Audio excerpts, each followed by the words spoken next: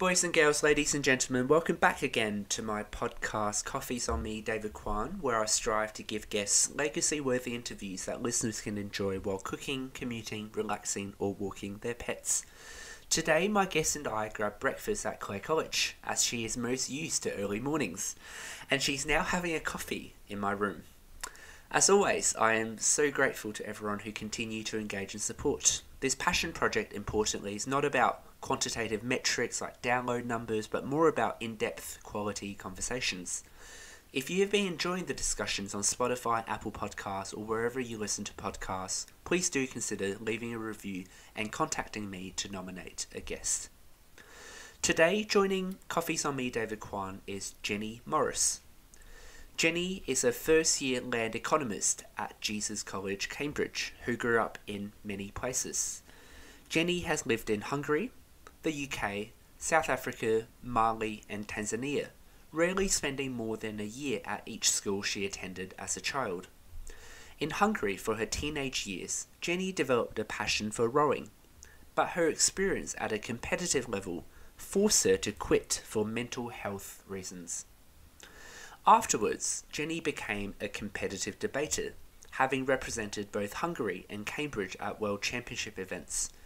Now at Cambridge, she spends a lot of her time rediscovering her enthusiasm for rowing with the Jesus College First Boat. She has also led the women's and non-binary debating workshops at the Union and is involved with the Hungarian Society at Cambridge. Jenni, welcome to my podcast, Coffee's on Me, David Quan. Thank you, David, for hosting me. It's a pleasure to be here. I'm so delighted, and in fact, the first mistake I made involved with me because I read the women's and non-binary debating workshops, and indeed that's where I first met you. And the first thing that struck me was just how seriously you took each role, Jenni. And as one example, you hosted the Style and Confidence workshop at the Union, and you actually prepared material for the attendees to, you printed them off and you came ready. And it was such a great session. So Jenni, why don't we start by you giving an overview of what you've been involved in at Cambridge? Well, that is still developing. I'm the kind of person who constantly has new ambitions, but unfortunately often drops them as well. It's part of life. So I started coming here primarily being interested in debating, which I pursued for a year. Currently, I'm getting more and more involved with rowing, which is kind of a past dependency. It's not something I decided at the beginning. It's something which is developing as an ongoing process. And otherwise, I've recently switched courses, which is taking up a lot of my time. I often help people who are interested in switching course. This is something which I'm happy to talk about quite often. And lastly, I also am involved with the Hungarian Society. I like being a sort of representative for Hungary in some ways, and just spending a lot of time with Hungarian people as well. There's a lot of things that I want to delve deeper, but I did also promise you that the podcast isn't always easy, and why don't you tell me more about the pubs around Cambridge and sports license and everything? Yeah, so quite randomly I have a job at an auditing company. Of course, I don't want to give myself off entirely in case they see me in a pub anytime soon, but my job primarily entails visiting pubs, and that is basically an undercover audit. This sounds probably a bit more than it is, but what I do is I check, I take a timestamp photo, and then I go inside and I check whether a particular pub has the right sports license. So for example, I either audit for BT Sport or I audit for Sky Sports, and these particular pubs on match days should not be showing the match because BT Sport, for example, knows that they are not paying their license. All I'm doing is checking that. So I walk in, I say something like, can I use your bathroom? Or I just sit down and look around, and I take notes, and this can be used to start legal proceedings. Wow. And how often do you do this? Unfortunately, not very often, because the Cambridge pubs tend to be quite compliant. So in some ways, usually there's not much of an issue. I'm hoping to get some more pub audits in, but right now, given that the Champions League season is kind of in a hiatus, there's less of this going on. Fantastic. So you switched courses from geography to land economy. Why did you apply to geography in the first place, and what triggered the switch? Well, that is a good question, given that I did 7 subjects at Érettségi, so the Hungarian A-level equivalent, and geography was my worst subject out of 7. So maybe looking at it from the outside, you'd think maybe this is not the best choice for me. But honestly, my teachers recommended that I go and do geography. I thought that was going to be a good balance between maths, which I really enjoyed, and more the physical sciences, and of the social sciences, which it is in some ways, but not in the way I thought would work for me. I found geography very theoretical and very much like critical social sciences mixed with the kind of physical geography I didn't find very interesting, rather than the more economic sciences, which I'm interested in now. That's great. And when did you make the decision of switching subjects? This was a process.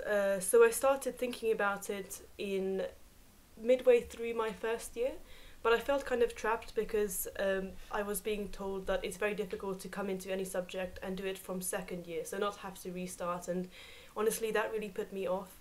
However, in the end I decided I'll just restart because unfortunately a lot of us kind of lost a year last year. I spent a lot of my time in Hungary due to COVID, not really living my best Cambridge life, so I restarted. I thought that's a good idea, although I had lots of reservations. Right now I think this was the best decision of my life.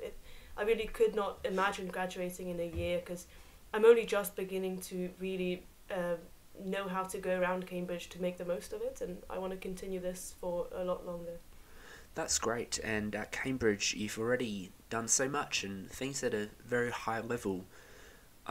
Rowing is quite a personality for people to have. I did mention you're quite used to early mornings. Is that a fair assumption?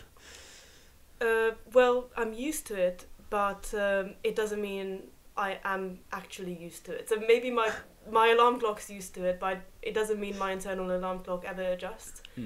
For some people, they are naturally good at waking up early, and they will deal with it easy. They wake up and they can move on and are full of energy even if they haven't slept much.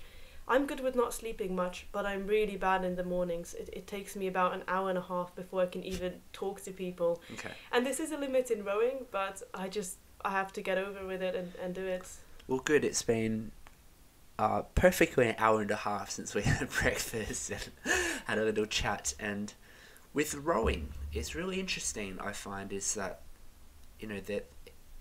people on the outside see it as a cult, and it is its own kind of little circle, right? And or bubble.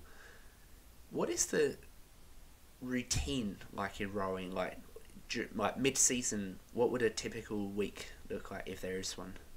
Okay, I can't just ignore the notion of a cult before I go into my rowing experience.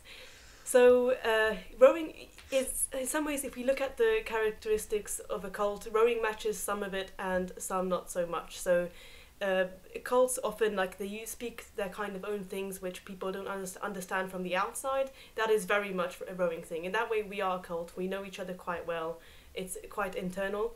On the other hand, getting involved with rowing is really, really easy and quite welcoming in most situations. So I think that part of cults doesn't really apply to rowing. So as we discussed earlier, rowing is a kind of second chance sport because you can become university level or indeed Olympic level while starting at university. So I think it's quite an accessible sport to start despite whatever experience you have at school.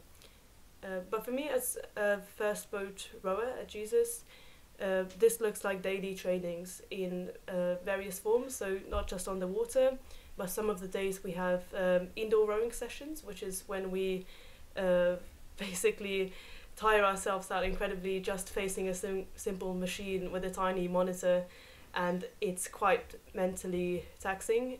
And we also have our gym sessions. If I've not mistaken, you had a personal best for your 2K test run or whatever that's called at the start of the term. Is that right? I did. I did the 741 as a lightweight. This probably means absolutely nothing for most people, but the reason why rowing does have a little bit of an atmosphere of internalness, I don't know the right word, is because we have this experience of doing a 2K test is so dominant over that day. It can be so incredibly stressful. And to the outside world, it's kind of like, why would you want to suffer your work? Why would you want to cry and suffer in front of this machine that is not even a real sport? It's just a machine. Yet for us, this is so emotional sometimes and so incredibly competitive. And I could be thinking about my upcoming 2K test for like 2 weeks before it starts. And I feel like everybody like craves that kind of recognition for their achievements. And realistically, rowers are the people who can recognize the amount of effort I put into this actually quite stupid thing in terms of this rowing machine experience. I think that's just the happiness of being recognized for this is what most rowers find a good experience in. Very well deserved, and congratulations. I was certainly very happy for you when you broke the record, personal best, which I think it's really cool with like rowing and athletics that there's just a way to kind of measure progress. Like with basketball, it's less objective in that way. Sure, there are things you can do, like, oh, if I shoot 100 shots, how many I make, but for like, 100 meters running or rowing, there's a time that you can constantly compare yourself to. You mentioned about the big lead ups to that. What kind of training physically and mentally did you have to do, say, in the month leading up to that 2K test? Did your kind of life habits change? Like, were you controlling for your diet and all of that?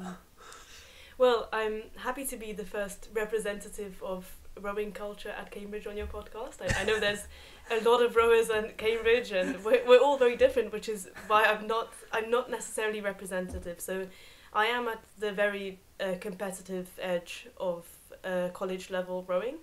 I am personally incredibly competitive and just incredibly dedicated to whichever test I have upcoming. And I feel like at Cambridge I didn't make much of a big thing about my 2K test, although that's all relative, I did. But I didn't have to change my diet, I didn't have to focus on how well I sleep or what kind of bed I sleep in the 5 days upcoming. But I know that I've done this before. So in my previous rowing experience before I quit, I was racing competitively on the erg machine. Like there was a national championship for the erg machine, which I won in 2018. And for that particular race, for 2 weeks before the race, I would not drink alcohol. For 2 weeks, I would not eat anything sugary, because for some reason that was my belief they would help me. I doubt that did. And I would sleep like 10 hours a day. I'd be super focused on optimizing my training to be just the right amount. Now that didn't happen this time, and I still broke my PB, which is why it's a sign for me that I'm doing sport in a lot more healthy way and still managing to achieve what I'd like.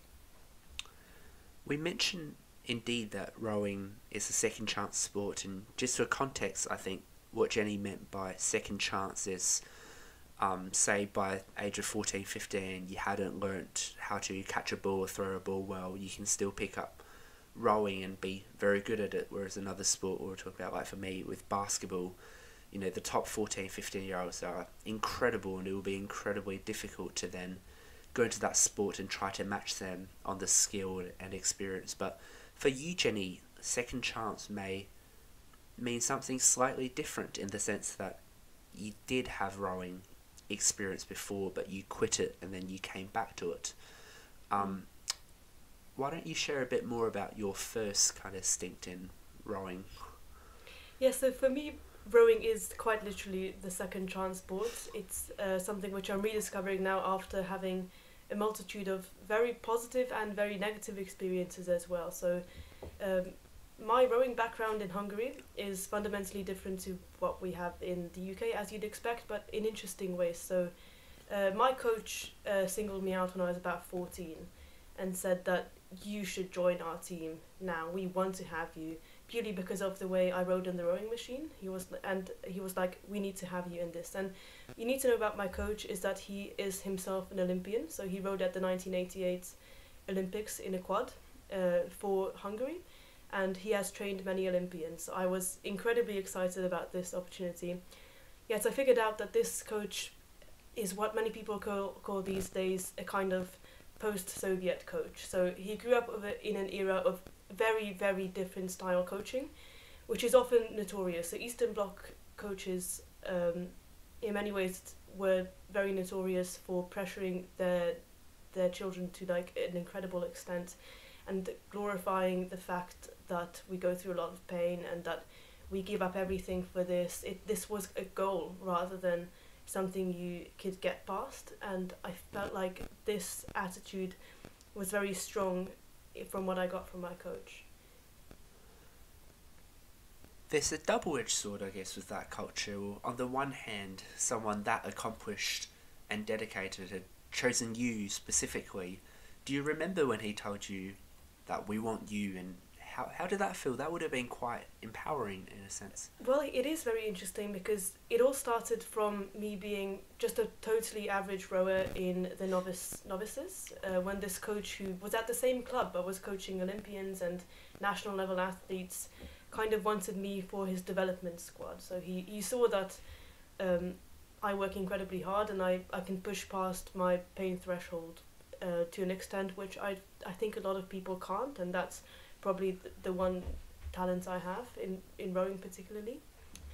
So I had that, but this also is a double-edged sword because as soon as I got selected, it was very, very, very intense, and from that moment on the expectations were so strong. And my problem with the kind of attitude we had is there was a mythology around talented rowers and lazy rowers and not people with no potential and loads of potential. So this coach and this culture was very, very open. So they'd say everything extremely openly. So I was treated like I was super talented at things. But on the other hand, my results didn't show that. So as soon as I started single sculling, I'd lose most of my races. If not come last, I would never really win. The most I got is a third place at a local race. So basically, soon enough things changed, and my coach basically told me that I'm not fulfilling his expectations. So he was angry at me, saying that I should be winning races by now. I should be on top. I should be one of the best people of my category in the country as a lightweight. And yet what I got told is that I'm one of his failures as a coach, because he selected me very early and something's not working. And that openness is something which we certainly don't have here in Cambridge. And openness sounds good, but sometimes it can be way too much to be that direct to the people you train. I'm sorry to hear that, and I do agree that a degree of openness is good, but to tell someone, especially a teenager, that you're a failure, and for someone who in a sense is a role model in the community for being a mentor kind of figure, a coach, I think that's incredibly disappointing. And when he told you that, did he also subsequently give you guidance on how you can then improve? Like, did you sit together and work on a plan, or did he just lash out at you? It was neither. He kind of thought of himself as someone who understands people's inner workings really well. So he saw that I had like incredible power of just overcoming my personal limits, so being very harsh on myself. I'd often throw up after a test simply because I had so much stress and so much energy on the machine or on the river.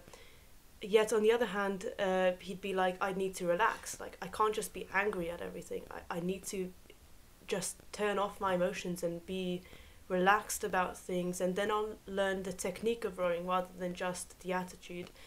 And the problem with that was, if you tell someone to relax but continue to just build the pressure even more, it doesn't really end up working, because I just got even more stressed. Every time he told me I need to relax so that I can live up to my potential, I'd get even more freaked out, and I'd catch a crab, that is basically knock myself in the water by using a wrong blade movement. I'd continue to make these mistakes. And the problem with that coach is however much I respected the culture there, he was also very direct about other things.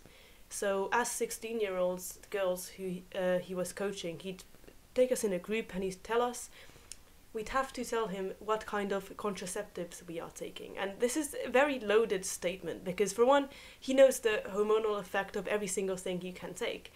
Yet for some reason he felt so interested in what particular pills everyone was taking. And the problem with that statement was that it implied that we had at 16 these kind of experiences which at least half of the group didn't have. Of course, we were 16, not particularly old, and it just made everyone feel incredibly exposed when you'd have to give account of something that personal.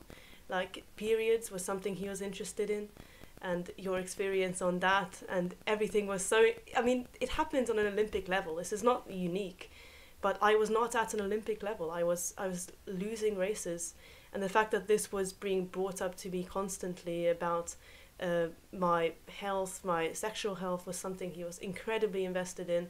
This is the kind of thing which is very openly common in many of these competitive sports, and I know that when he was trained as an Olympian, this was exactly what he faced as well. But putting that on a younger, smaller level of 15, 16-year-olds was something which I look back at now and realised I should have seen the signs that is not healthy. Did you talk to your peers who were also in that squad, and did you share this frustration and, in a sense, fear? Like, you would have felt quite trapped under that coach. It was kind of... In some ways it was common, so he was not unique by this at all, and our coach at this club was at least very interested in us, and a lot of the girls felt that there's someone who really listens to them. So whenever they had some issue, like one of my friends had boyfriend issues, the coach would be extremely interested in it and would want to know. And the thing is, here's this coach who's an incredibly successful coach, who's an Olympian himself, and he's very good at understanding people, almost too much. So he'd look at me and saw that I lost like 2 kilos, and he was like, "Oh, Jenni, you've lost 2 kilos. Are you okay? Or has your mother been telling you to lose weight?" And which is bullshit. Like, my mother never tells me that kind of stuff. But the coach liked to make assumptions about people, which were often freakishly, scarily accurate. And he kind of used that as a leverage to manipulate people to think about themselves in the way they actually aren't, because he knew them so well. Do you think he had good intentions? I think his intentions were to make the best people out of certain people, and he disregarded the people who'd get lost on the way. So the people who'd suffer from his statements. His statements including, when I was 16, he told me that my body's becoming more feminine and things like that, and I should take that into account when I row, because I may experience different things and changes, and which is also horse shit, because by that time you're kind of over puberty, and of course you're always changing. But he liked to be very direct about that kind of stuff, like, take it easy on yourself. Don't let people push you in a trap and abuse you and use you. And the problem with that was I wasn't looking for him to tell me that particularly.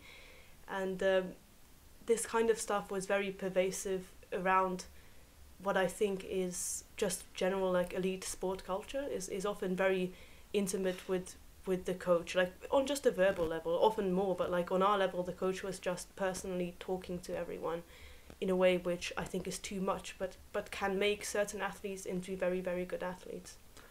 Did you have other coaches at the same time that you could almost compare him to?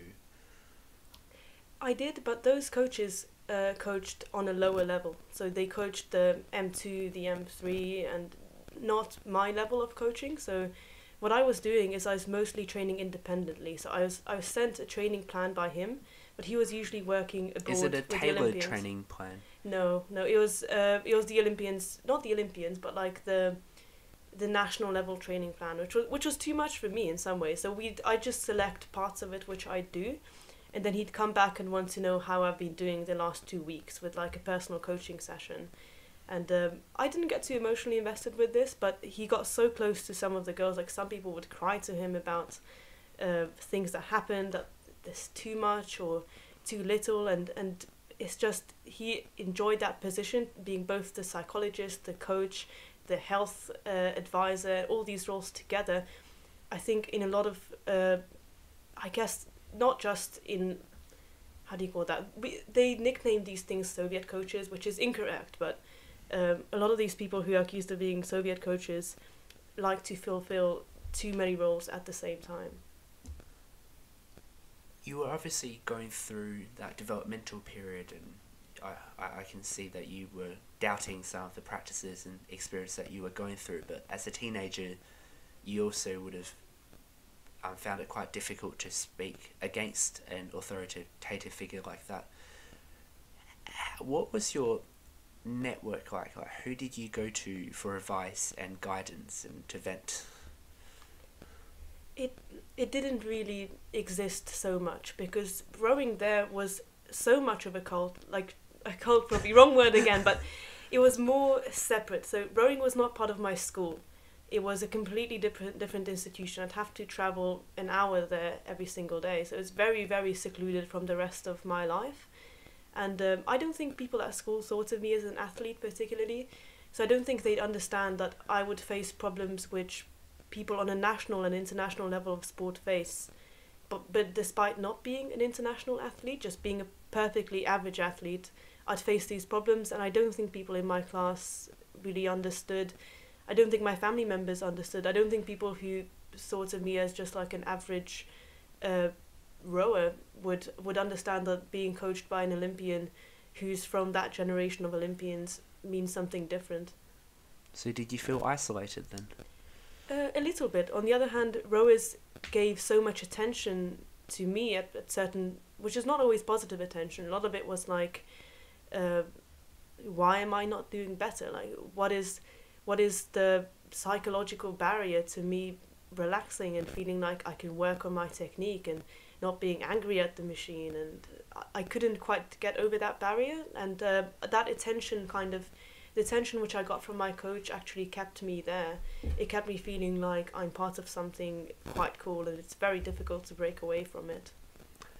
At what point did you first start thinking, as much as this is cool to train with an Olympian and to have the status, that maybe just isn't for you, and when did you get the courage to quit? Well, it was a very sudden moment when I realised that I'm burnt out. So I guess burning out is usually used in like a business context of businessmen and people who work really hard. What I experienced is I would be working very hard, and I was getting towards success, and compared to what I was putting into effort. But like, I remember one day in rowing, I was about to set off in a single scull, and I saw that somebody had used my boat, so they moved the footplate. Basically, just a minor setting on the boat has been changed. Now that presented me with a problem, like, what should I do? And I knew that I was burnt out when I was just standing there next to my boat, completely frozen, being like, oh my goodness, what should I go get a key with which I can fix the boat? What if I do it wrong? What if I set the wrong setting on the footplate? What if people see me not being able to set the footplate properly? So in short, I had so many stupid anxieties, and I completely froze at such a nothing, that setting your footplate is not important that much. It doesn't make much of a difference. And for me, I was just completely frozen and completely in shock at facing this tiny decision that I knew that my mind was overstressing about something. This was the symptom of just freezing completely at a small decision, was when I knew that this is probably signs of burnout. And you recognise that sign. What did you then do, and what was the process like to actually quit? Because as you said, it's quite difficult to I kept break it through. silent. I did not tell anyone. So I did a couple of more races, knowing that in 2 months' time I will quit, which was very difficult for me emotionally. I was getting prepared to announce it. So first of all, I announced it to a friend who was very close to me, and she cried when I told her that I'm quitting. And we walked to training, and because we are suffering under so much emotional pressure, that my friend just broke down completely. And we arrived at the training club, and the coach was saying to my friend who was there, like, oh, is anything wrong with your boyfriend or something? And then it turns out there was actually something wrong with the boyfriend as well. So then the coach and my friend would just start talking about their experiences with the boyfriend lately. And of course, that for me, that was like, you know, natural. It was obvious that you share everything with your coach. And then I kept it a secret again, knowing that my coach will not let me go that easily. So when I actually told him, we were having like a committee meeting of like some of his rowers in the group.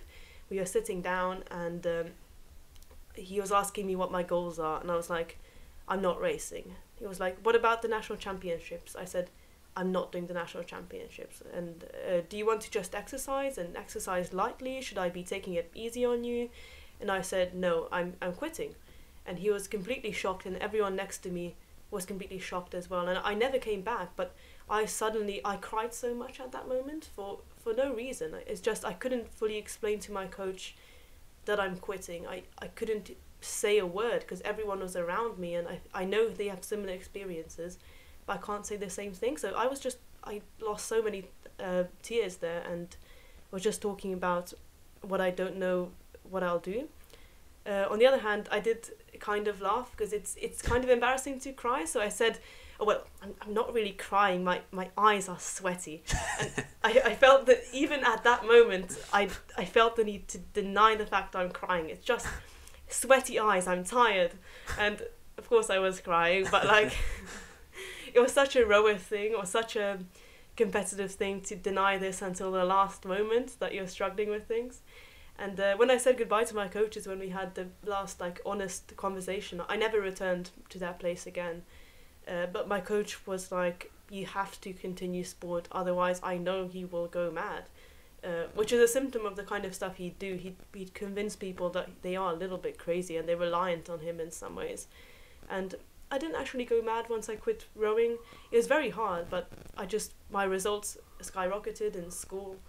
I discovered new passions, and it worked out well, despite being the first 3 months made me incredibly sad and incredibly down. My entire summer of 2018 was lost to having lost rowing.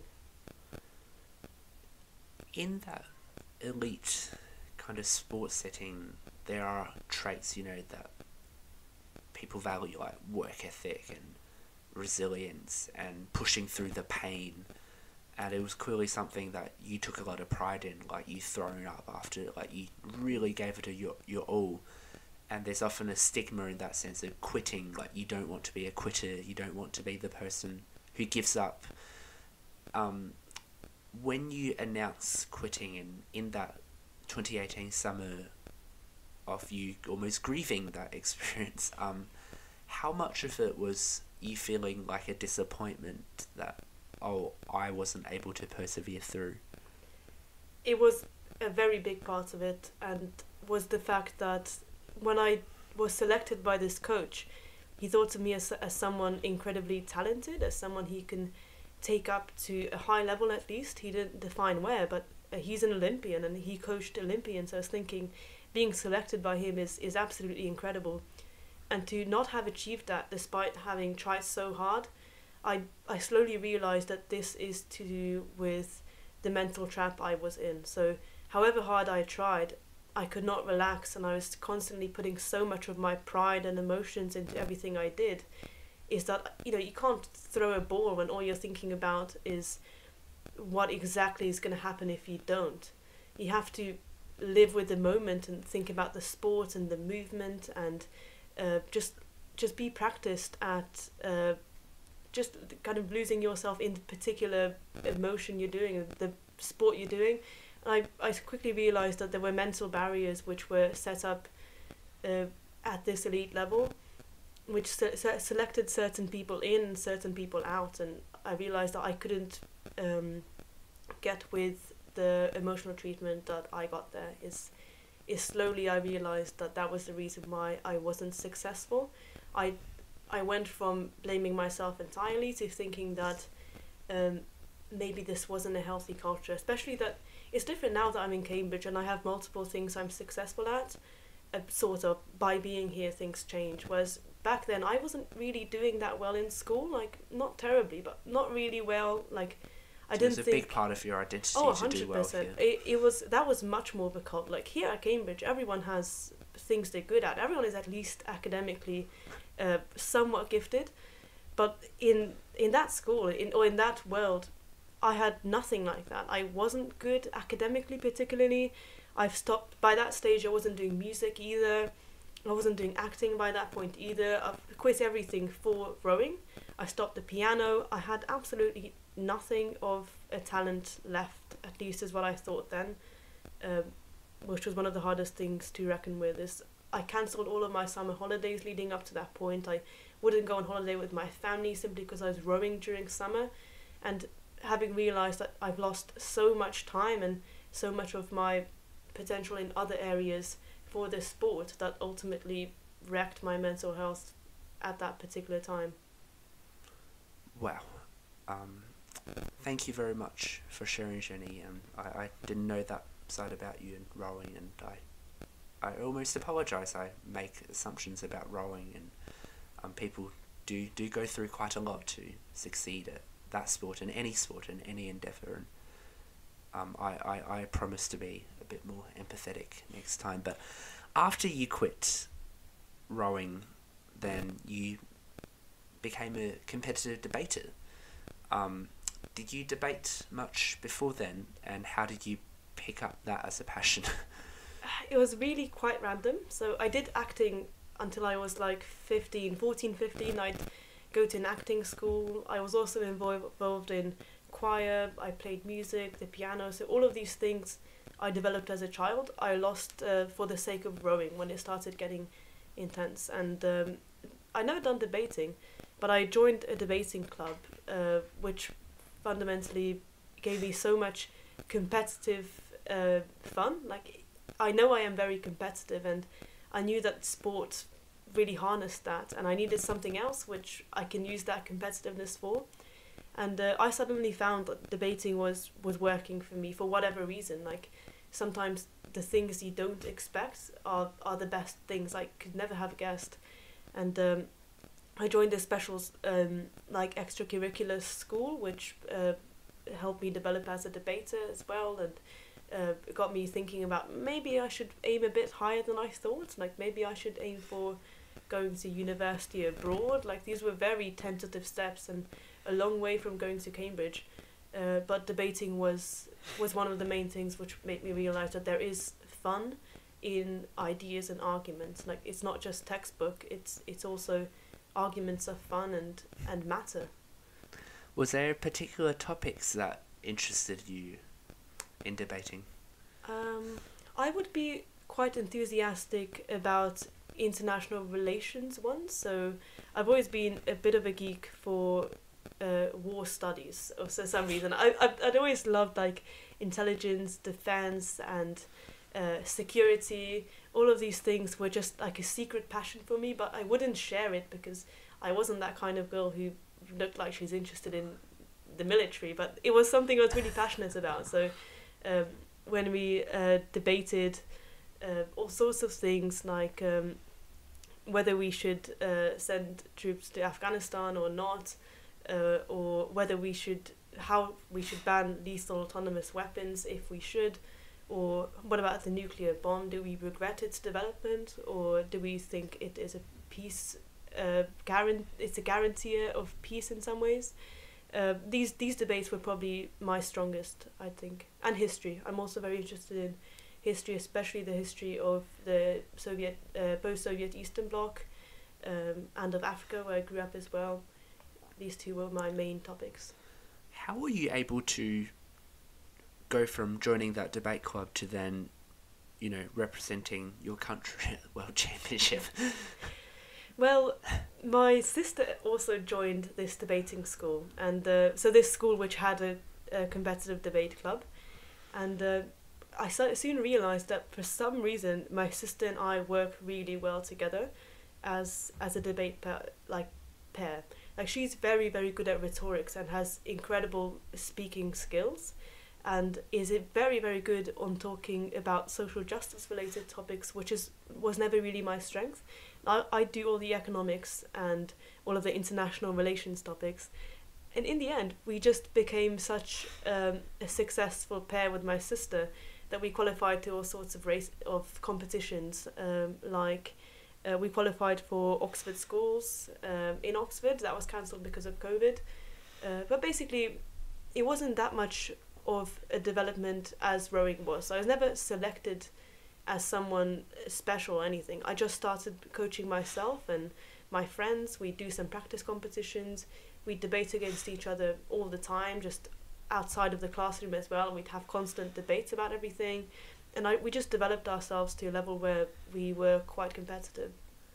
I've heard some interesting ways that people develop skills in debating, and one of the ways I heard recently was, for those World Championships, a lot of the recordings are online. So what people would do is they would try write a speech themselves, deliver it, and then listen to the first speech, and then they'll pause the video, then go, okay, now if I'm the second speaker, let's try rebut the first speaker, and then you write all your things down, record yourself, then you will watch the second speaker and go, I mentioned that, or I didn't mention that, and they will just keep going that process for as many debates as possible. And that sounded like quite a good way to learn from other people without necessarily having specialised coaching, but it also seemed quite time consuming. So what I wanted to ask you was, what exercises, techniques or activities did you do or use as you became a better debater?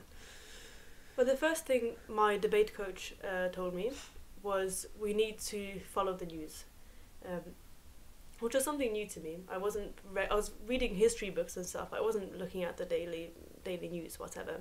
But from then on, every day I would listen to the BBC World News podcast for half an hour every single day, and then I'd read some other things as well, just to be more balanced, diverse in terms of what I read. That was the basis where it all started from. And that gave you a kind of level in which you can respond to a very wide range of topics. Otherwise, the things we do is we just practice so many competitive debates, just practice.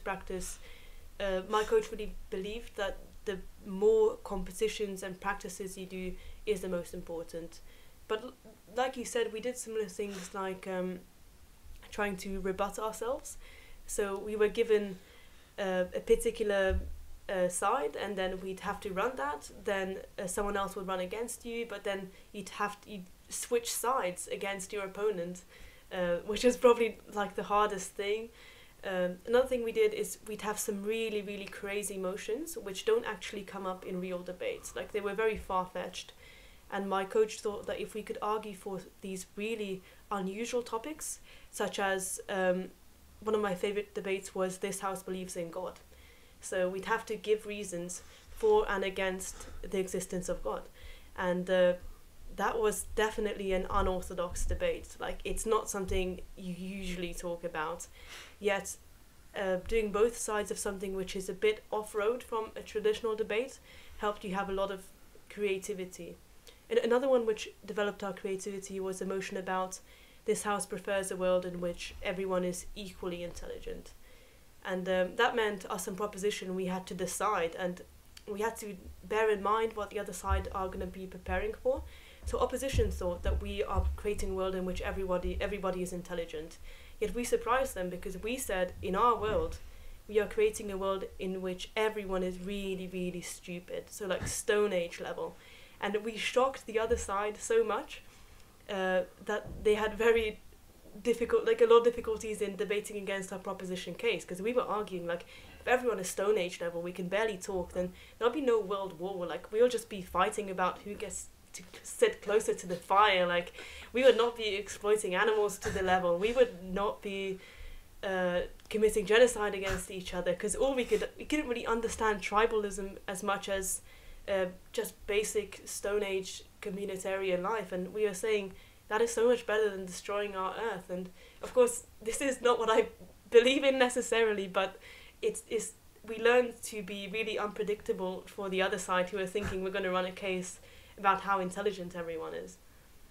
Sounds like that environment is collaborative, it's creative, and even as you speak now, you're laughing, and I can see that you probably had a really good time. not a lot of sweaty eyes, but how was that debating culture? Was it really just quite empowering, where you get to apply your knowledge and be creative and to share and be critiqued in a safe environment, right? Yes, 100%. So in that sense, did you at that point think about the contrast of that rowing culture, or not the rowing culture, but that rowing culture versus the experience that you then got into? Like, did you then reflect, well, had I not quit, you would have been stuck there, and because I quit and look at me now, I'm enjoying myself? And did that change your attitude on that idea of giving up?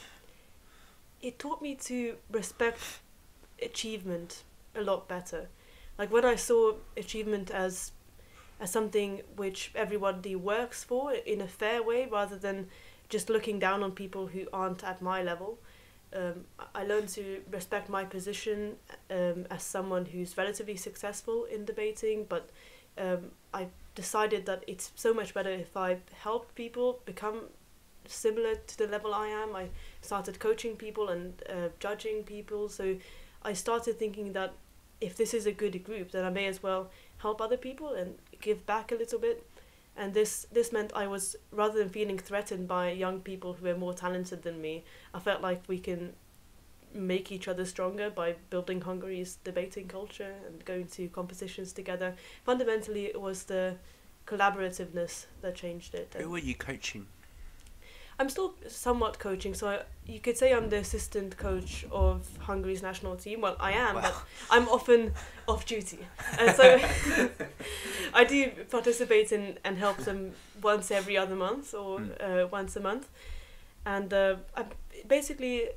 my school was very much connected to the national debate scene, so the one that represents the country. There was a significant overlap between the people I trained with and those that actually passed the selection competition to get to represent Hungary at an international level. So those people I coached intensively. Wonderful, Jenni, wonderful. Before then, though, you had quite an interesting and diverse upbringing, having grew up in quite a number of places. And where have you lived, and roughly at what age, can you give us a rough timeline of your early childhood moving around? Yeah, so before I was 8, I lived between Hungary and the UK. So my dad worked in London, my mum would work in Hungary, and we'd just be moving around every other year, basically. So on a very irregular basis, I'd be switching schools just because my parents relocated for now. So every time they moved to England, they say, okay, this is permanent. We're moving to London now. And we'd have like a big farewell party where the entire family came. And in 6 months' time, we'd be back in Hungary.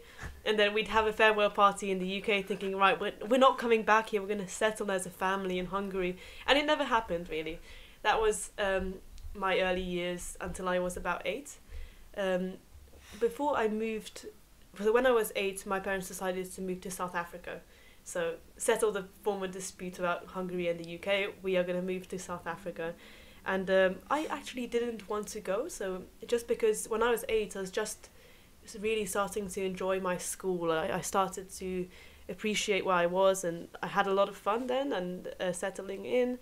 And I also, obviously I was 8 in a class of not a very diverse class in many ways. So our idea of going to Africa, I was thinking, right, we're just going to live in some kind of mud hut, or we're going to see like gazelles graciously grazing across the savannah. But like, that was obviously not our life, and which is why I was worried, excited, and had a very strange mixture of emotions before I moved to South Africa.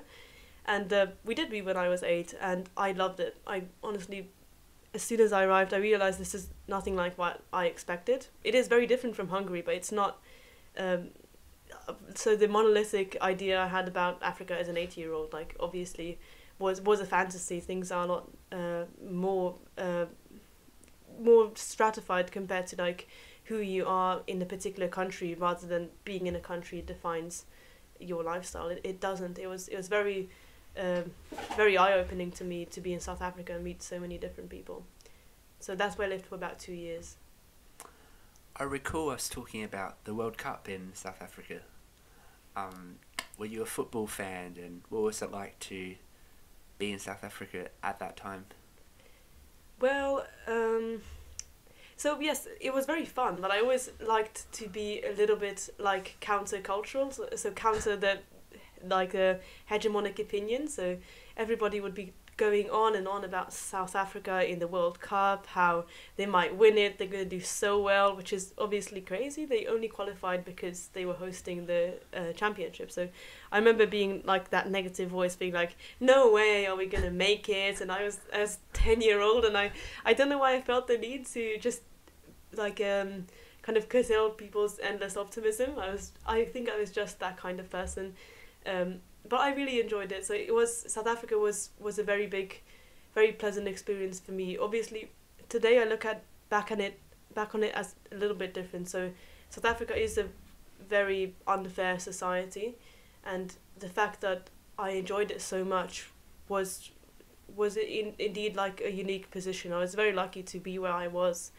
I'd love to go back there anytime, but I no longer think about it as the safe haven I grew up in that was beyond ideal. It's also a complex place. What was it like to attend a different school, almost every year in those time? Like, were you able to form friendships and maintain friendships, and did you feel like you had a sense of stability at all? Well, probably not so much. What I learned earlier than most people was that I'd move from different countries, and I'd make a couple of mistakes no matter where I was. I soon realized that I could be a little bit different person in each place I attended. So when I moved from South Africa to Mali to Hungary, then back to Tanzania, this would obviously shift around every year. Then I learned much earlier than other people that I made some mistakes in the previous place, but this time nobody knows about it. You can start afresh. Yeah, for example, the really interesting story, when I was roughly like 9, in one of my schools, people mistook me for a really good tennis player by accident. So what happened was I was taking private tennis sessions. I was just learning because I found it fun, and people in my class misunderstood and thought it's because I'm an amazing tennis player.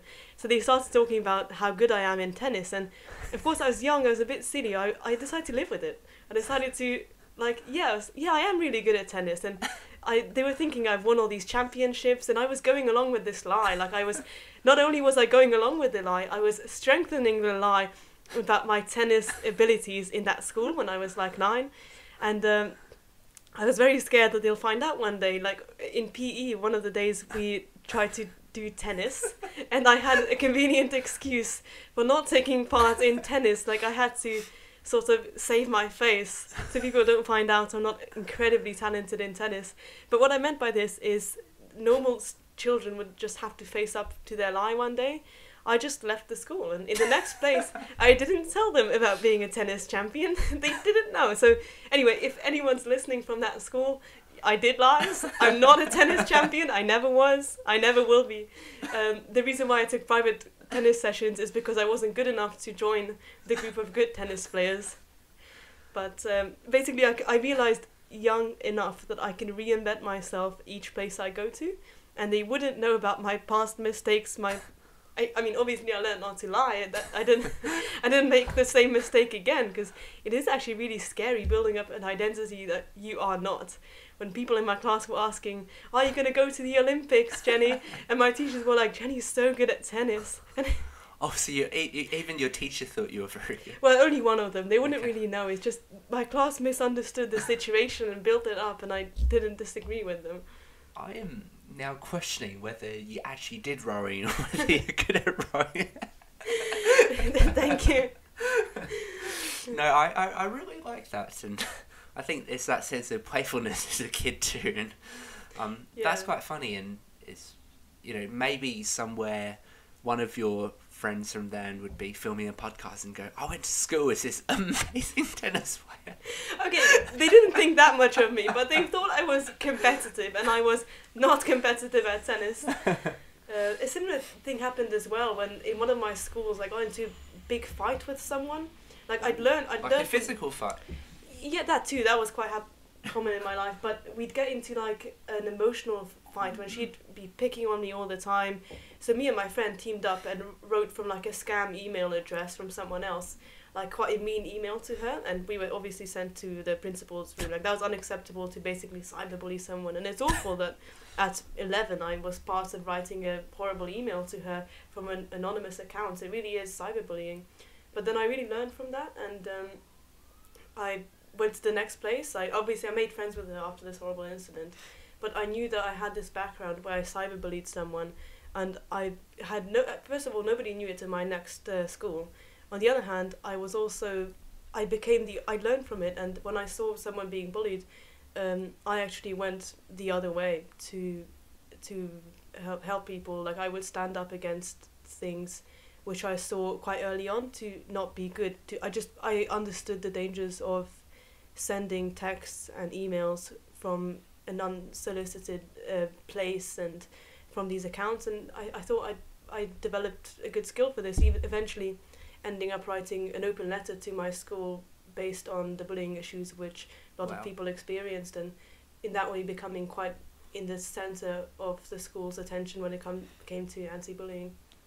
So how were you able to go from being the bully to reporting the bully? Like, why? What led to the change of heart? I mean, I'm not saying, even when you did send the email, like, obviously you were a kid and you were good-natured, and did going to the principal's office just give you the moral lessons too?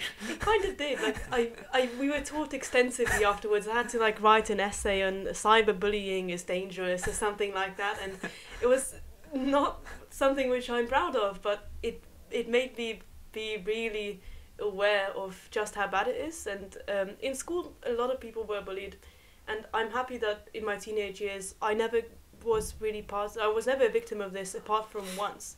So there was a series of events in which the boys in my school would photograph girls. Like, this was completely unsolicited. So in PE, when you were in your sports trousers, and obviously things are a lot more visible in some ways.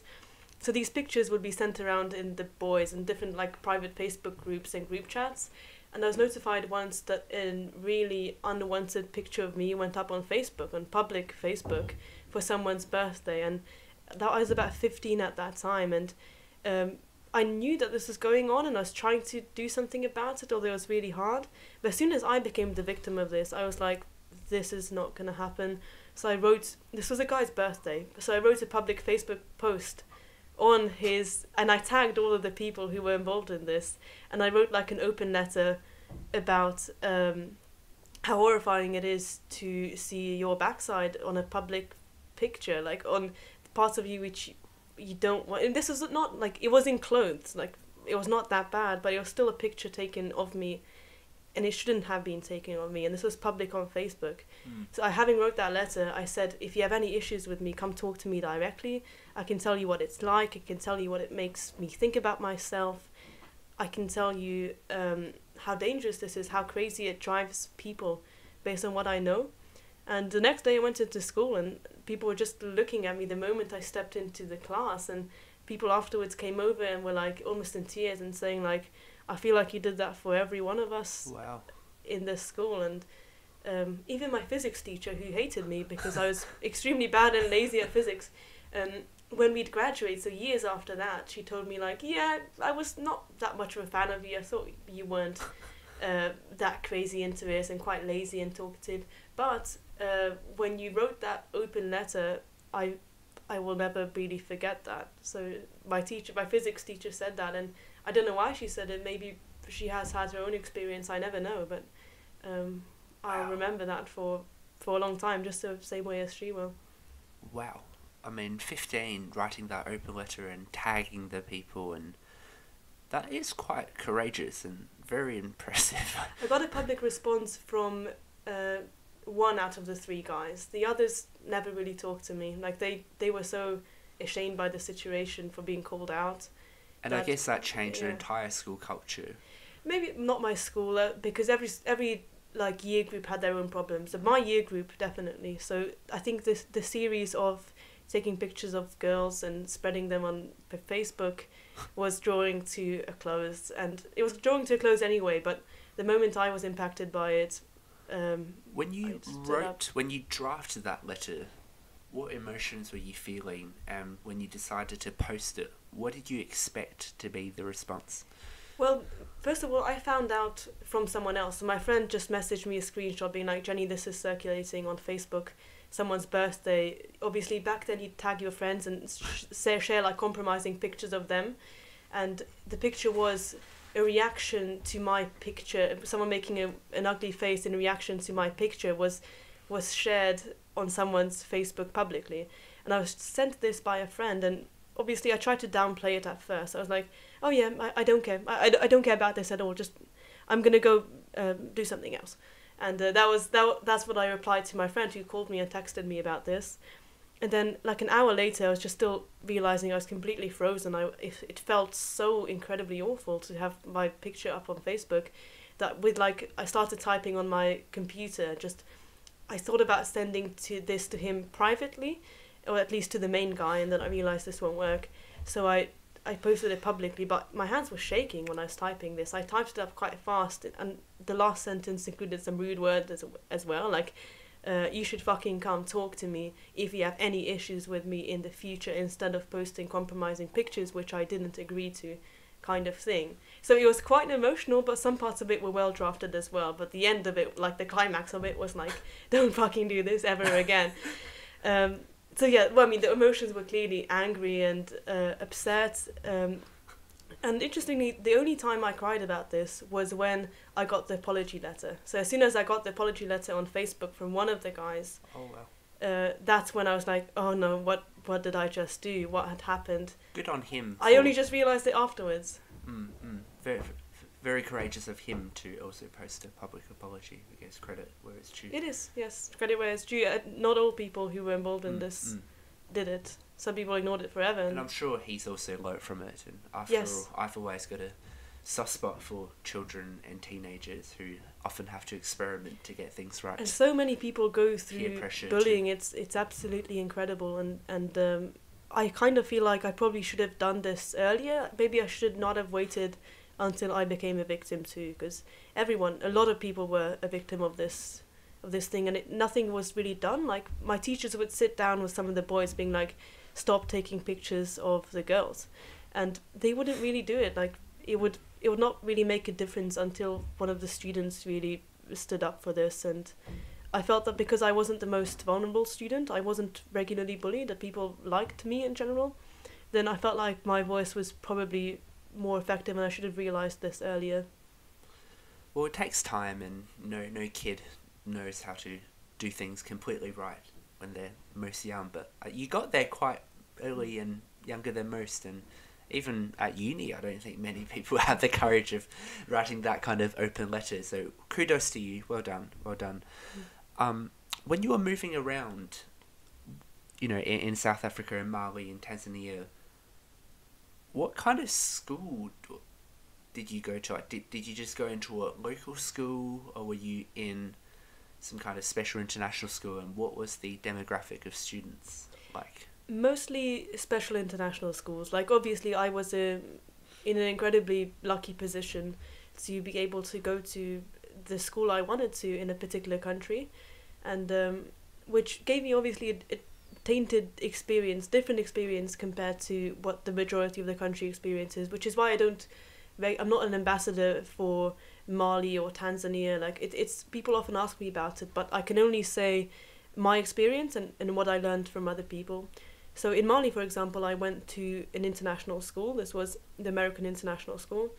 Mali is the 5th poorest country in the world, and that is incredibly visible and difficult when you are there. It is very much an emotional experience for me. Every time I go to Mali, I reconsider my entire life. But basically, in that school, there were only 9 children in my class, simply because not that many people in the country had the opportunity to go to an American school. So that was quite rare.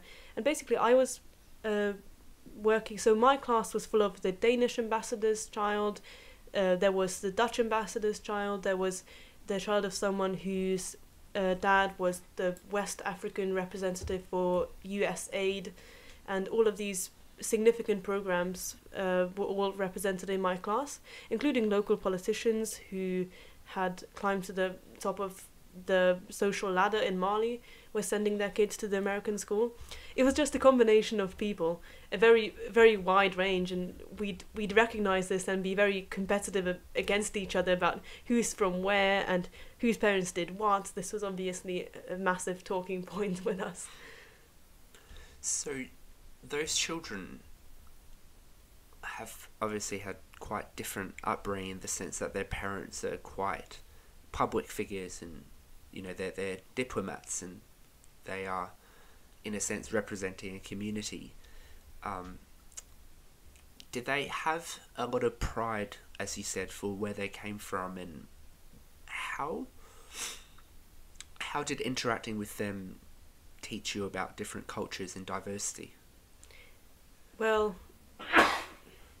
the most interesting, the most representative things we had was, as kids, we like to compare everything. So one of my experiences was the Danish ambassadors and the Dutch ambassadors' children, looking at the map of the world and being like, my country is bigger than yours. And then the other one was like, no, I think my country is bigger.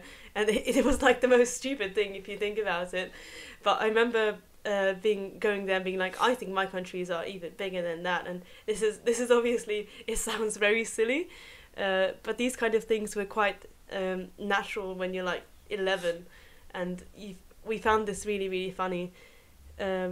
What was very interesting, and I look back at it now, is it tells me a lot about children, was in Mali there was civil unrest in 2012, and there was a military coup up north, which meant half of the country was severely compromised, and there was military efforts and the risk of the French coming in, and they did come in the end. Basically, something somewhat short of a civil war broke out while we were there.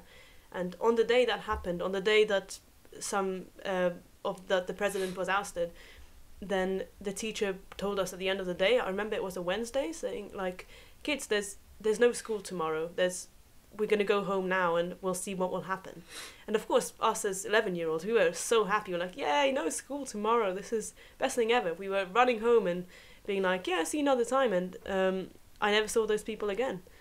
So that class of 9 incredible people of very diverse backgrounds just fled all over the world. And after Mali became a lot more dangerous, only a couple of them continued to live there. And looking back at this now, we were so happy to get one day off of school. We didn't fully realise that this country is in trouble, and we're never going to see each other again. Have you seen any of them now that a decade has passed? And if not, is there a way for you to get in contact with your classmates when you were 11? After we left, we didn't really have much contact for a while because everyone's life became very chaotic, and it was just before most of us used social media. So I had the numbers of some of the girls, but they'd switched numbers mostly, so it was not easy to contact them. And to this day, out of that class, I talked to one girl from Burkina Faso. She's now studying in Canada. We found each other online. Another girl is studying in the US. She's from Ghana. So we have some conversation on Instagram, but it's mostly just a shared experience of getting away from that country so quickly and so suddenly, and of course being able to get away, of being in that position that we leave when we need to. Teaching a class of 9 children, who some of them are ambassador's child,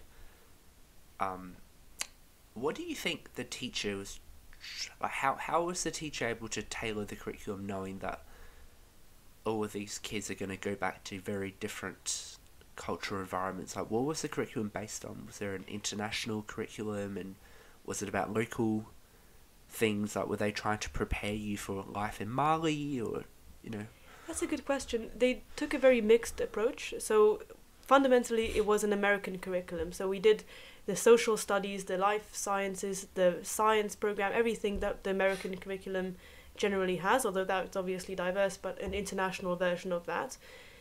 On the other hand, we had French lessons every day, because in Mali, we were basically studying a language which cannot be used essentially in the country we're living in. So in Mali, people speak a range of different local languages, but the inherited language from the colonial past is French, and they don't speak. Very few people speak English, because the public education system in Mali struggles to produce people who speak French, which is obviously it's terrible that people have to learn this to succeed in Mali. They need to be able to speak French, and English is even less so of a language. So basically, they were teaching us in English, despite knowing that none of us will be able to live and work here, because nobody speaks English. They were also trying to teach us French, because at least we could get along with French somewhat, and otherwise they were trying to integrate people's diverse backgrounds. So, for example, we'd have to read a book every single day. We had 20 minutes to just read any book. Okay. Oh, yeah, no. We just read a range of books, and you were allowed, in fact, you were encouraged to read in your native language. You just had to write a summary essay about it, of course, in English. But we'd have to read every day, and I was reading Hungarian books, and I wrote my essays about the Hungarian books to the teacher, and he was very happy about that. So he did find a way to integrate this internationally, although I think what they didn't do well is they didn't make us realise that we don't live we live in a country which speaks French, if at all, and we don't know anything about this country. We don't know anything about their language. We don't know anything about... We had to learn US history rather than African history. Malian history was not part of our curriculum, and I feel like that should have been considered much more, looking back at it now. Even you mentioned before moving to South Africa or Africa that you had, ideas of what it would be like, and I'm assuming once you got there, some of it was fair, some of it wasn't fair. Most people in Cambridge or listening to this podcast haven't lived there. What are some of the misconceptions that people have about Africa and international development in general? That really depends on where we are. Like, I really don't want to speak as an expert on this, but many different places in Africa have completely different attitudes towards Westerners. For example, that's something which I can feel myself. So I know how my parents found settling in as a foreigner, what opportunities they had. So, for example, in South Africa, it's impossible to get a job very hard to get a job coming from the West, partly for very understandable reasons. But once you get there, it's very easy to become part of the South African white community. Like, it's not something... They are very much open to you based on a very unfair basis in some way, like in every way. That's South Africa. And Mali is very different. So in Mali, it's very rare to have foreigners at all. Like, they see you and they have some special words for, like, white person, and they start pointing at you. And it's very interesting. This would happen when we just walked around in our neighborhood, and the people there, you can get really close to them very easily. So in Mali, the Malian population is very open to foreigners, much more so than the other countries I've been to. So South Africa is very divided, and you're not really going to get to know most South Africans just because of how separated it is. In Mali, it's a lot less separated. So I could visit a local school with my family. We went and visited a school which had no doors or windows. It was just an abandoned construction site. Wow. Where a local imam decided to establish a school because there was no school, and public education in Mali doesn't really exist. So the local area had absolutely no education.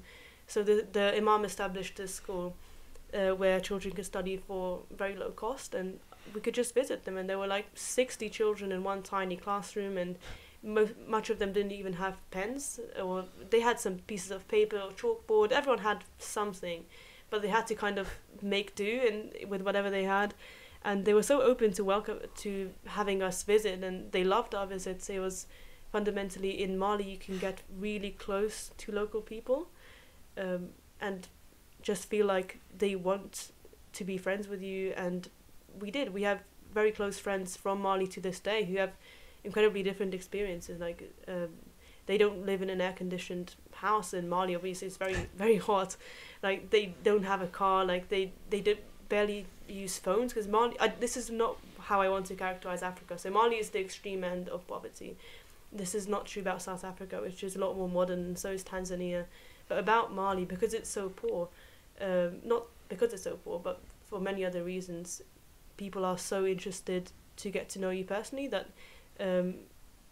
If I've been told by someone that if you drop your purse in Mali, they'll bring it after you, and apparently that's true. I don't want to generalize in any way, but people have such a community atmosphere which doesn't exist in other places I discovered. So what I mean by this is each place in Africa is very different from its own history, and Mali is different from even parts of Mali. The part I was in is radically different to northern Mali, which is more of a desert culture with a lot of Tuaregs and people who live in the desert. There's also people in Bamako who live in the city and is modernizing rapidly.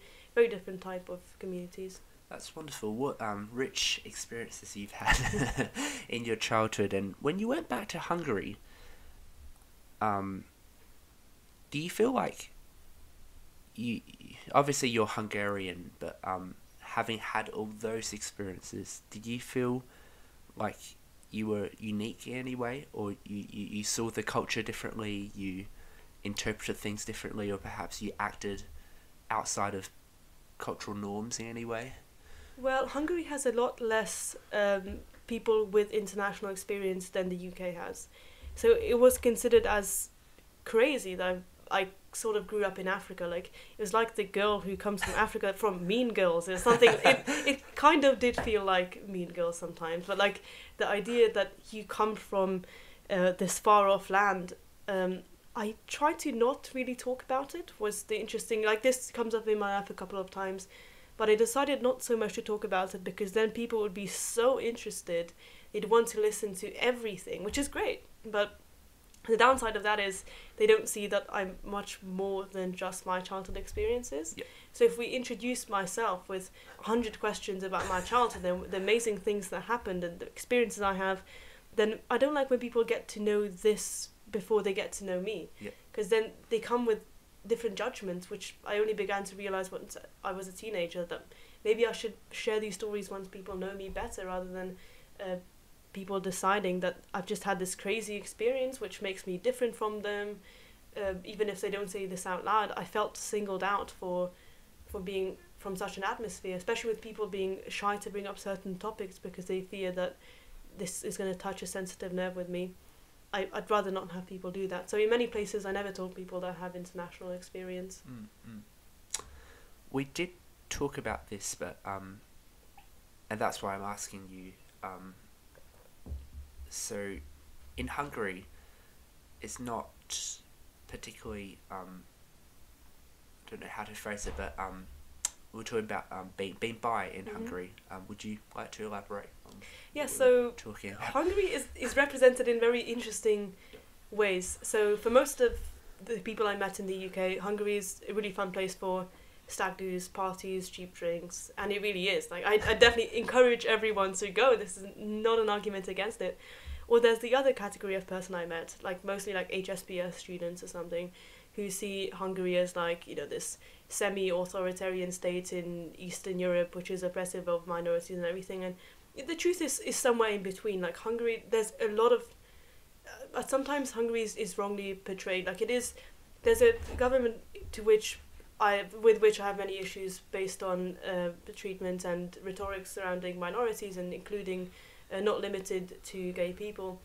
But the experience in real life is quite different. So for example, there is since recently a law enacted which sort of limits, if not criminalizes, but limits the what the government media organization deems as popularizing homosexuality.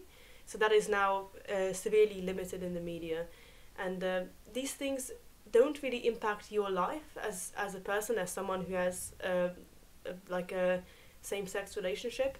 On the other hand, it really does stand out. Like, these things I'll just create a kind of rhetoric where, like, when this came in, like, you're not allowed to popularize being gay, then I was like, well, isn't it just so popular these days to be gay in Hungary? Isn't it so immensely popular? Like, it's just, they tend to react to things which don't actually cause a threat. So the Hungarian government tends to blow up certain issues, like thinking that everyone's going to operate their 5-year-old girl into a boy and making this into like a massive societal threat which is going to happen on an immense scale if we let this Western propaganda enter. It's more of, it's the generation of fear which really annoys me. But I think most people have no issue with me having a gay relationship at all. Like, most people who I know who are in my environment are like, yeah, that's totally fine, as long as you only do it in the bedroom. And people just feel the need to add the word, as long as you only do it in the bedroom. And then I react the same way as earlier, like, what do you want outside of the bedroom? Like, nobody's, like, you know, what's your... I don't think being gay is particularly popular, nor do people want to do anything unusual outside of the bedroom. And this kind of thing in Hungary where they accept you, like, it's a safe place. Physically, it's 100% safe place for me, at least in my experience. It's more like the negative attitudes are a lot noisier than they are in the UK. I'm not saying they don't exist in the UK, it's just they are a lot noisier in Hungary. There is a stereotype from I've never been, and I just hear and just read things, but there's a stereotype of Hungarians being quite pessimistic. Is that fair? Yeah, I think so. I think they're also pessimistic about their country. So Hungary has had a rough ride throughout the centuries. Like, we've constantly been occupied by people, or we've constantly had larger powers trying to exert political and economic control over the country up until the 1920s. Like, Hungary was... And then again, when the Soviets controlled our country, that was the same saga continuing.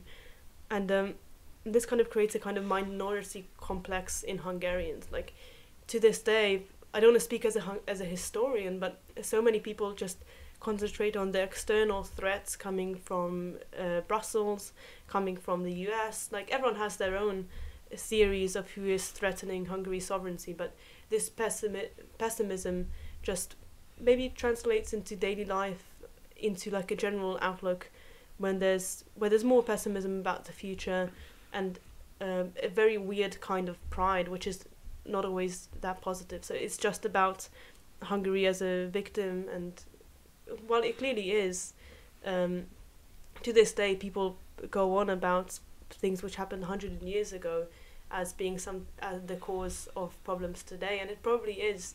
It's just Hungarians have difficulty of like letting go of the past and concentrating on what we can do right now to help our country do its best. Where are you going in life, Jenny? Where do you see yourself starting your career, and perhaps raising a family? Where do you see yourself? I would like to go back to Hungary, and I'd especially like it if I feel like I could find my opportunities in Hungary, whatever that is. I think Hungary is a lot more difficult to get started with without having experience. So there's no graduate schemes available, for example. It doesn't work the same way where in England they're used to having a large amount of graduates from good universities. They join different programs and there's plenty of opportunities. In Hungary, often you just go through the back door. Like, you do internships because you know someone, and this is far from uncommon in my life either, and in my environment. As long as I can get an opportunity in Hungary which is truly merit-based and is mobile in terms of entering in a certain place and achieving and climbing the ladder, as long as there's a place in Hungary where I can achieve that, where I feel like hard work can be respected, then I'd love to go back to Hungary. If not, I also love being in the UK or anywhere else. I promise you that we'll talk about the negotiation mastery Harvard Business School program after this, but it seems like your interests lie in, you know, international relationships and just cultural diversity and all that kind of stuff. And so what kind of career, I don't necessarily mean a particular job or anything, but what kind of career and what kind of impact want to have on this world or your community?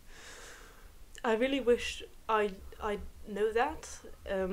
I feel like maybe there's two ways to start. So I can start thinking about what I'm good at, and that will probably lead me to a different place in terms of what I'm interested in, or like you mentioned, what kind of impact I'd like to do. Like often I find it difficult to balance like my life, which wants more positive change and impactful work, versus my mind that always thinks about like, Hungary currently has no income tax for people under 25. Maybe I should live there until I'm 25. So that mind, which is always looking for the loopholes, which a lot of Hungarians have, including me. And then there's also the mind which wants to work hard and do something positive. And I want both. So I want to find something which enables me to strive for success and look for efficiency and the hard work which I want to do, while having a positive or at least a neutral impact. This is just something which I'd love to achieve. I'm also very interested in security. On a political level, I feel like that is something having experienced essentially fleeing from a country which was facing civil unrest, I feel like this is something I can contribute to. I enjoy negotiation and debating, an understanding of economics and culture and everything at the same time. I feel like this is something I'd love to pursue, but honestly I really don't want to speak about anything too direct now, because I know whatever I say is not going to be true. Whatever I think, it ends up being very different. I could not have anticipated even being at Cambridge a year before I applied to Cambridge. No chance. Like everything happens so unpredictably in terms of I never could have anticipated debating. I never could have anticipated doing land economy and law. So I'll have to wait for the unexpected in some ways. Absolutely. Well, before I move on to my final set of questions, Jenny, this podcast is, as I told you over breakfast, all about you, the guests, giving you a piece of recording that you can keep in decades' time and listen back, that captures a part of who you are at this particular point in time. Are there any other anecdotes that you want to share, or topics you feel like are a big part of you that we perhaps haven't touched on? I think we talked about Hungary. And I love talking about Hungary. I feel like if I come from any particular country, despite my upbringing, it certainly is. Okay, well, make me a pitch. Why should I... So I've got 4 weeks this summer holidays, which I can spend however I want. Why should I spend at least a part of those 4 weeks in Hungary? Well, so there are the surface level like reasons which most international students and other people strive for, which is cheap drinks, cheap restaurants, cheap travel, and lots of lovely sights and everything which you'd like nice walks. Everything you'd want for a tourist experience, including your Airbnb, will also be a lot less than in most major European capitals. On the other hand, what I think about Hungary is it's a very unique position between East and West, and history and modernization. It's always been at the center of Europe, facing a mixture of different forces, many different directions for change, and you can visibly see that today. So you can talk to my mum, for example, who studied in a world in which she was obliged to study in Russian, but to study Russian at school, but in a very propaganda perspective. I still know people who survived Soviet work camps and who survived the Holocaust. These people, there's so many forces in Hungary, so much history, and so many people who are there to this day to tell you all sorts of experiences. And this is far from a history which is forgotten. It's still very alive. I still have relatives who survived Soviet work camps, and those who didn't. Some of my family members carried home her sister from the train, who lived one more day after coming home from a work camp after being completely exhausted and starved. And so she carried home her sister from the train, who survived for a couple more conversations before she died because she was so exhausted from being starved in Ukraine. I feel like these experiences are far from forgotten in Hungary. It's still there, including in my family, in many other families. I think this combination of West and East and Soviets and the EU and everything you could be interested in makes Hungary a very interesting place with people who have experiences which obviously are not more exciting than people elsewhere, because everyone had an interesting history, but Hungary is a crossroads which reveals a lot about Europe, I think. You love talking about Hungary, and would it be a fair assumption to then therefore extrapolate that there are certain misconceptions about Hungary where that's why you want to talk about it? Maybe.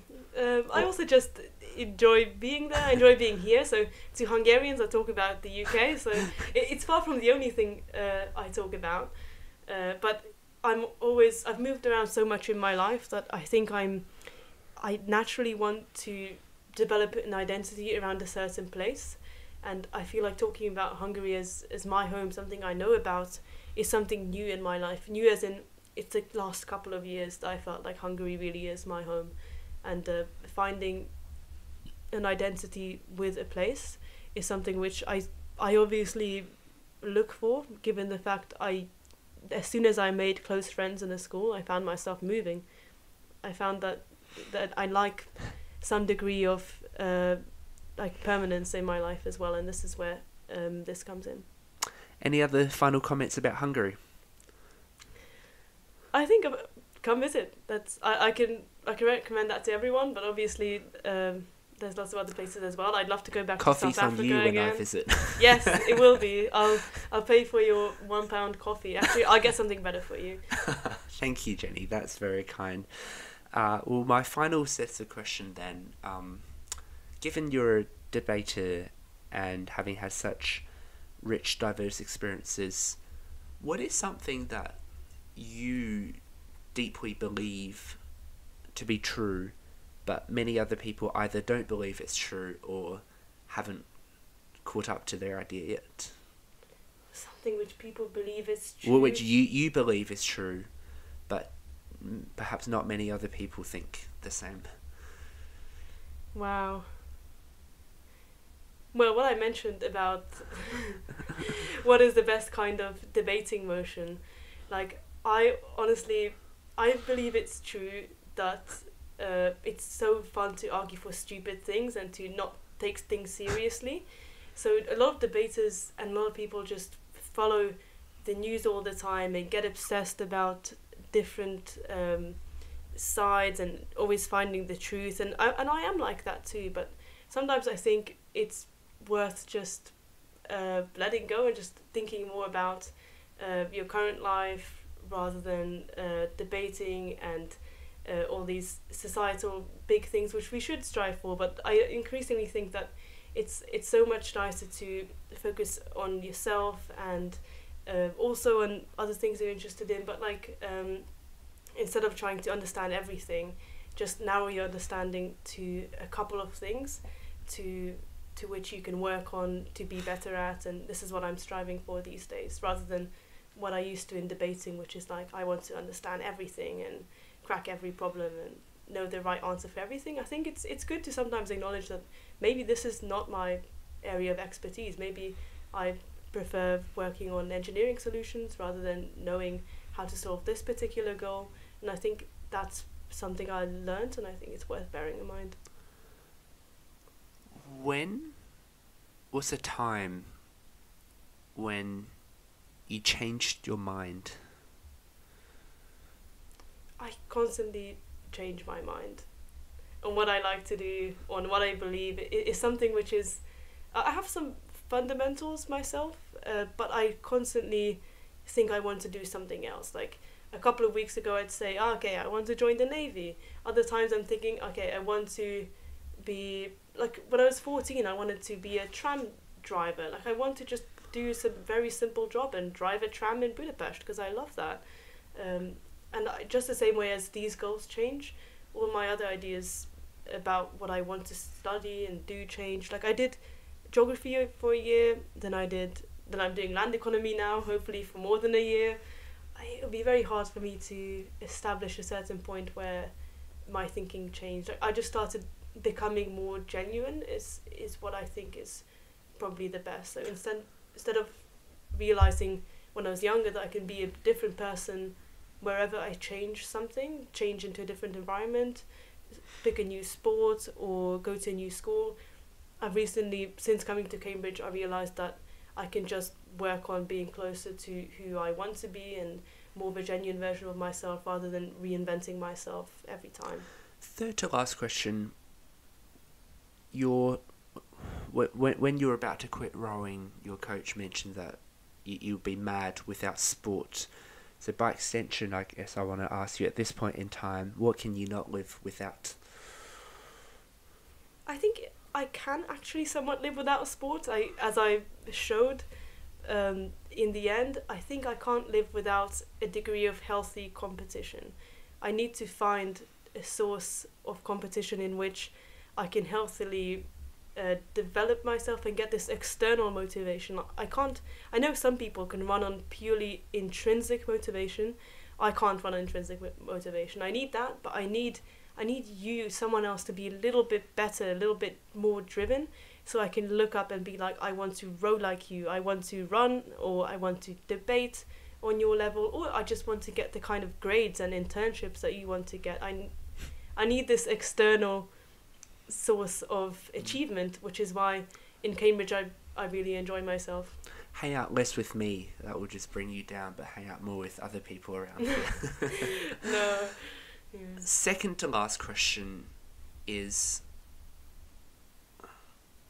when Jenni Morris, the name, gets spoken about the place, what are 2 or 3 characteristic traits or words that you hope will come to people's mind? I think I'd hope if people think of me as quite thoughtful. Like I like to change myself frequently and realize that where I used to have lots of issues with anger management and stress management, I appreciate when I think, and I've met lots of people who think this way, that I've thoughtful and I learnt about my experiences. So I'm not naturally born to be like a high achieving person who people can look up to necessarily, but I work towards it. I like when people recognize that I learn from my mistakes, and I am someone who constantly strives for things in general, just as a person or as something else.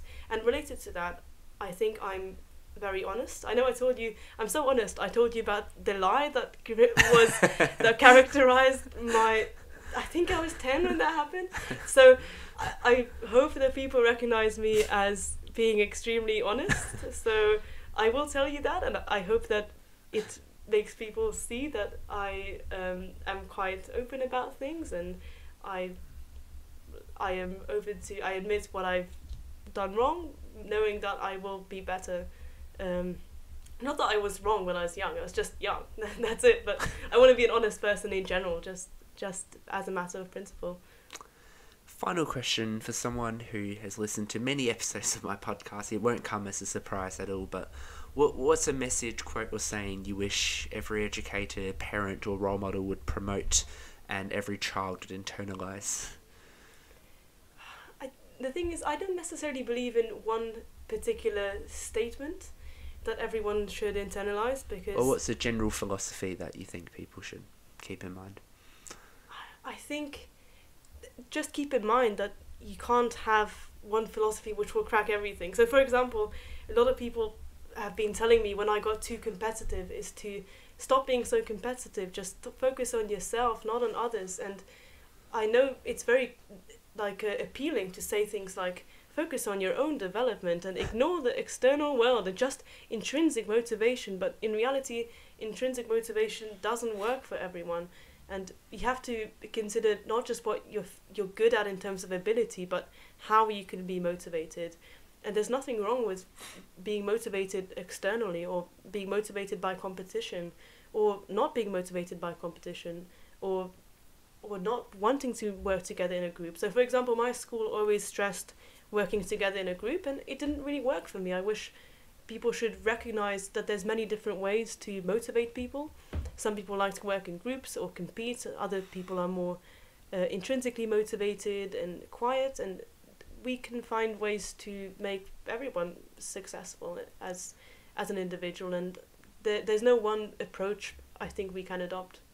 Certainly, I really like that, this appreciation of the nuances. And when you asked me about why I started the podcast, one of the reasons is I feel like a lot of things nowadays are quite superficial. The conversations you have are just, oh, how are you doing? And exams are coming up. And even when you look at motivational things online, people try to sell you this dream, or if you just know there's one message, or if you just do this, you'll be rich. But I think there's also scope in life for the kind of conversation that we've just had. Deep, personal, reflective, thoughtful.